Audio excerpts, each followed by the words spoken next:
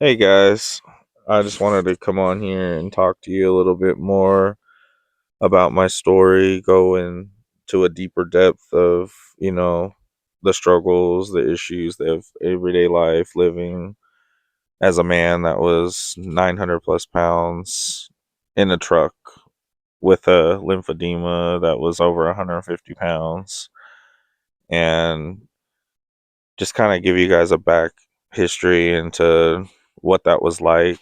Um, So back in 2016, I had reached a point of being 811 pounds, and that was the first time that I had reached such a large weight, coming up from probably around 250 to 300 pounds. I fluctuated, um, but I had finally reached a boiling point and spiked up that high, and that was the first initial time that I had almost lost my life to my poor health choices. And that summer, I spent in the hospital from June 1st all the way until the end of July. So it was August 1st, when I was finally released from the hospital. But in that time frame, I had a surgery called a tracheotomy performed, where instead of putting the breathing tube down in my throat through my esophagus, my neck was so large that they weren't able to intubate me that way. So they had to go in through my trachea and basically cut a nice little slice a hole in it. And that's where they inserted a breathing tube, which in turn put me on a really, really rough path after that. The struggles of just adjusting to learning that there was literally a big hole that went right into your lungs, and just all the struggles of dealing with that every day. It's the cleaning, the learning how to talk again, and eating. I had to learn how to eat like I was a little baby all over again, learn how to walk, and again.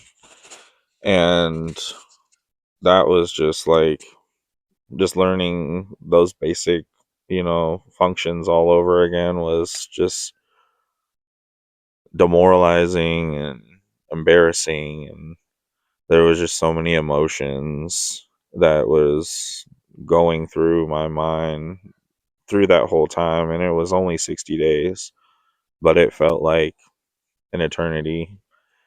And,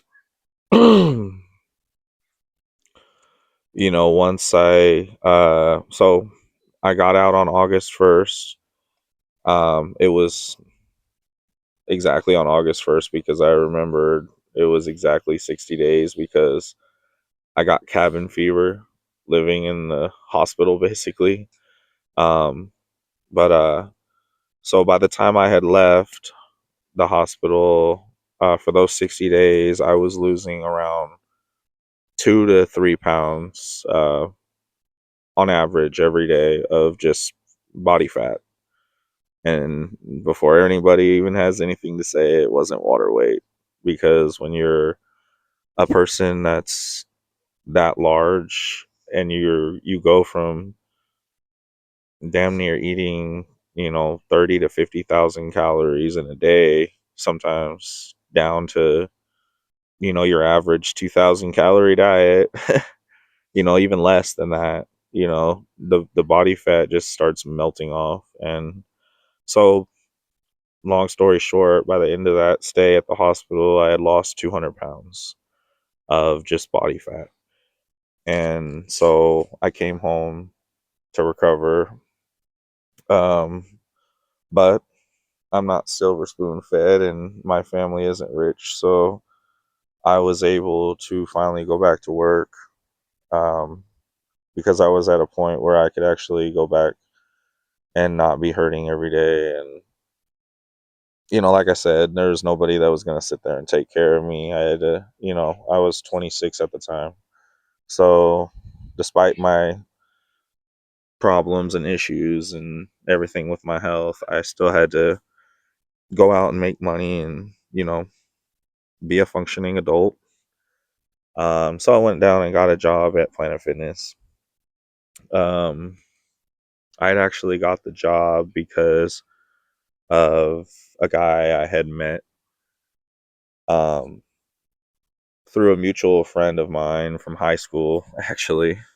You can believe that. Um, but he had linked me up with him. They're in the welders union, and so he had mentioned my friend had mentioned me to him, and he used to be the guy that he works with that I ended up getting in touch with. He used to be a personal trainer, and so he was really interested in my story and my journey at the time, and he kind of just took me under his wing. I ended up moving in with the guy, and so we started working out at the local Planet Fitness, and we were in there some sometimes twice a day.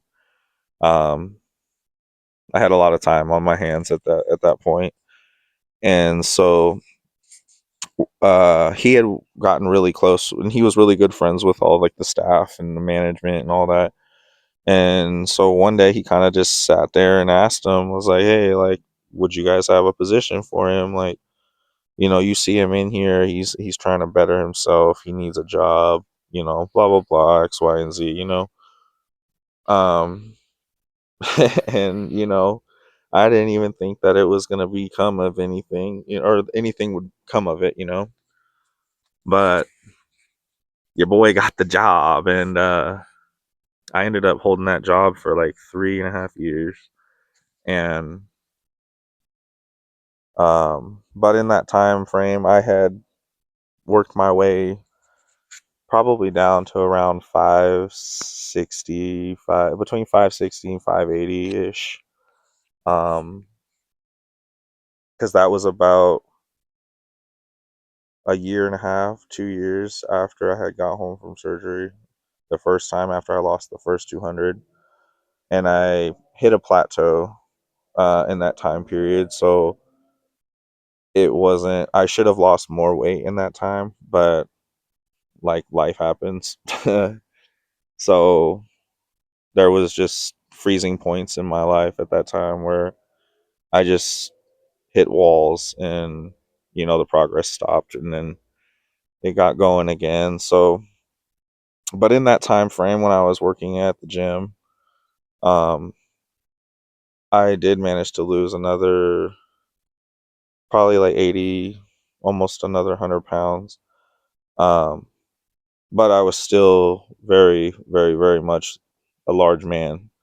Um, and that's kind of where the lymphedema starts to come into play, because I was so large at one point, and then I lost 200 pounds so fast that it was like somebody popped a balloon and it just deflated, and like quickly, and there was just so much leftover skin. And so basically my stomach went from like being a bloated balloon out, and then down to a popped balloon, but still very much heavy. And so as the years started to go on more, I started gaining some weight back. um I hit one of those other plateaus, or a wall, and I kind of just didn't recover from that last one. And so this was around 2019. uh I was living in my van at that time, working delivery job, odd end jobs and stuff, whatever I could do. And so at that point, I had probably ballooned back up to, damn, I want to say like 700-ish pounds. And then the next couple years went by, and then I just never recovered. Like I said, I never recovered from that, and I ballooned up even more. And then probably by the end of 2019 and beginning in 20, I had reached probably well over 900 pounds. Um, it was pretty bad, and I thought life had been a lot harder when I was in the beginning. Well, life got so much harder after that last time when I wasn't able to recover from that, that plateau. And so I, everyday struggles was like it was a chore just to even go to the bathroom. Like I'd have to like try to hold up my stomach and use the bathroom and try not to get anything on anything, let alone myself. And sometimes I just resorted to like going in a cup or you know yeah, I mean that's just kind of what it was. Like it was just what I had to learn how to adapt to. Um and by this time I was still homeless. um but now instead of a van I was living in a 98 Ford pickup truck, extended cab, but someone that size, that's still not enough room. But I had to make it work. I didn't have no other options. And the like I was so large that just getting in and out of the truck, like I had to like slam my door and like try to move over to the middle of the seat just to get the door to close because I was so big that I didn't fit in the seat itself. And so uh the lymphedema comes into play, um really really big at this point in time. um like it was so large that it was reaching down and pressing the brake pedal while I was driving, and I didn't even notice it. Like that's so dangerous. Like, but I had no choice. I was, like I said, living out of the truck.